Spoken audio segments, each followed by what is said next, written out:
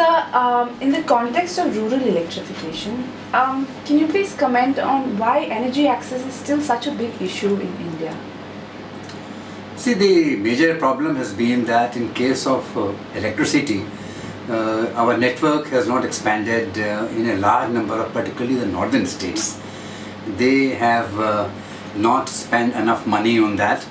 Secondly, the state governments and the distribution companies have not found it profitable to provide connections to the individuals, and therefore they have been shy. So the job should first be to expand the network and then provide them incentives and support so that we are able to provide connections in electricity for especially in these areas, which in fact these states formed around 80% of the households who don't have access to electricity. In case of LPG connections, the whole thing started with the urban areas. So therefore, if you find in the urban areas, the connectivity has improved. In the last 5-6 years, they have been providing about 1 crore connections for every year overall. And so while the number of connections have improved, there is no network of dealers in the rural areas which can provide LPG connections in the rural areas. So that is now starting with the Ministry of Petroleum and Natural Gas, and by especially the oil companies. They are starting their dealer network expansion program, and I do hope that in the coming 10 years we should be able to provide LPG connections to a very large segments of population. Okay, so there is government intervention there, like you said, dealers are being worked out by the Ministry. So earlier you were saying upstairs that energy doesn't get the focus that it requires, and given that there are so many ministries handling renewable energy, handling India's energy basically, how can we prioritize renewable energy? How do we move it from where it is? See, this is a fact that energy is distributed amongst a number of departments, and Prime Minister have made effort to appoint one Minister for Energy, but for political reasons this has not succeeded. So renewable energy has now become a center stage issue amongst them, and I do think that it is important that we have under the Prime Minister a separate constant interaction, and we have a review mechanism with the Prime Minister where expansion of renewable energy, investments in renewable energy, problems relating to renewable energy are reviewed regularly and in a very focused manner so that this expands. The reason why I said energy doesn't get importance is that if you see the Millennium Development Goals, you don't find energy access as one of the goals. It was all sorts of goals were there, but energy wasn't there.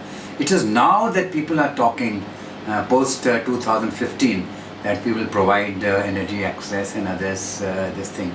So I do hope that we will now be able to get much better focus on energy internationally and within the country. We would be able to now that these programs are on, we would be able to.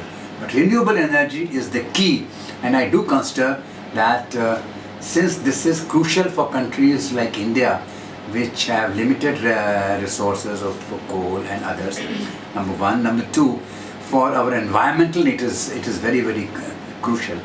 I think that we should have a focus at the national level, the Prime Ministers. Okay, sir. Sir, and keeping all of these factors in mind, how are we planning our energy future?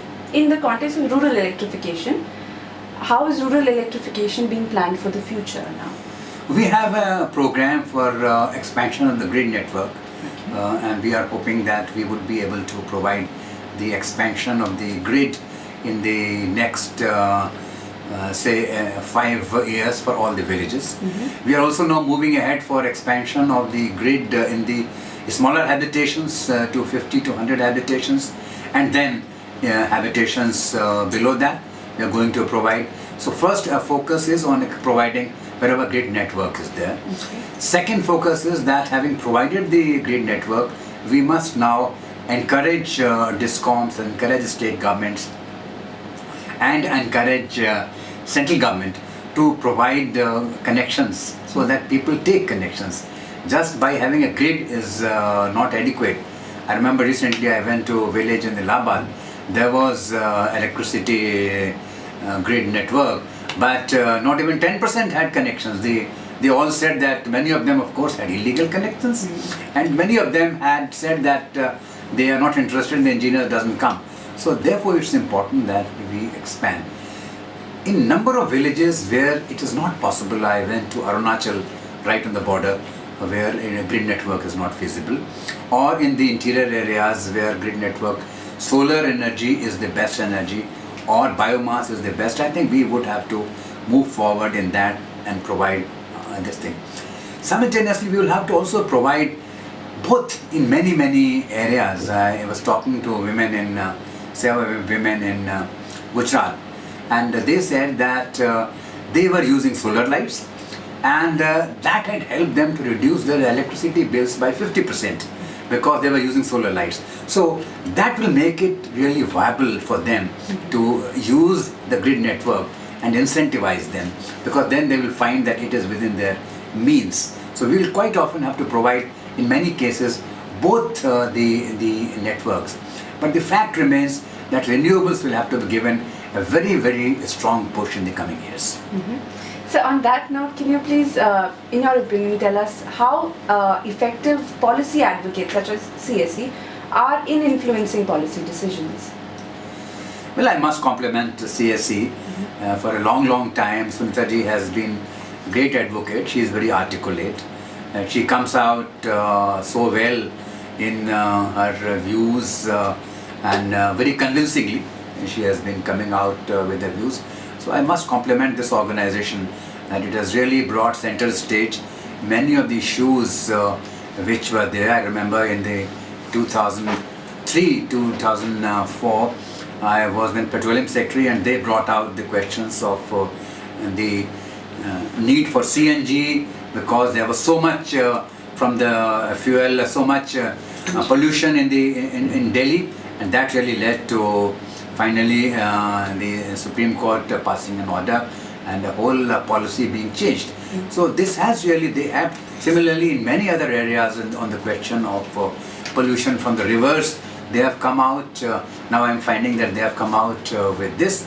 So their work in this area, I think, is very important, because this enables people to look at things from a different perspective, from their perspective, from people's perspective. They work in a very wider segment, and that enables us to correct the policy distortions which has happened.